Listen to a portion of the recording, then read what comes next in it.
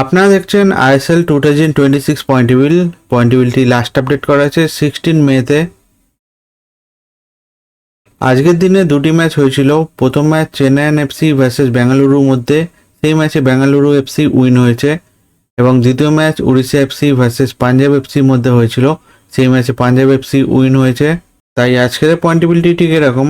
Number 1 position আছে Bengaluru, 13 match খেলে 23 পয়েন্টে। নাম্বার 2 আছে ইস্ট বেঙ্গল, 11 ম্যাচ খেলে 22 পয়েন্টে। নাম্বার 3তে আছে মোহনবাগান, 11 ম্যাচ খেলে 22 পয়েন্টে। নাম্বার 4-এ আছে পাঞ্জাব এফসি, 12 ম্যাচ খেলে 22 পয়েন্টে। নাম্বার 5-এ আছে মুম্বাই সিটি, 12 ম্যাচ খেলে 22 পয়েন্টে। নাম্বার 6-এ আছে জামশেদপুর, 12 ম্যাচ খেলে 21 পয়েন্টে। নাম্বার 7-এ আছে এফসি গোয়া, 12 ম্যাচ খেলে 20 পয়েন্টে। নাম্বার 8-এ আছে কেরালা ব্লাস্টার, 12 ম্যাচ খেলে 14 পয়েন্টে। নাম্বার 9-এ আছে north east United FC, 12 match খেলে 13 পয়েন্টে। নাম্বার 10-এ আছে এন্টারকাশি, 11 ম্যাচ খেলে 12 পয়েন্টে।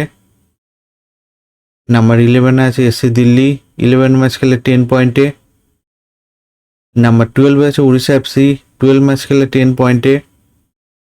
নাম্বার 13-এ আছে চেন্নাইন, 13 ম্যাচ খেলে 9 পয়েন্টে। নাম্বার 14-এ আছে মোহাম্মদান, 12 ম্যাচ খেলে 3 পয়েন্টে। এই আইএসএল এর পয়েন্টেবিলিটি লাস্ট আপডেট করা হয়েছে 16 মেতে। ভিডিওটি ভালো লেগে থাকলে লাইক কমেন্ট শেয়ার করবেন।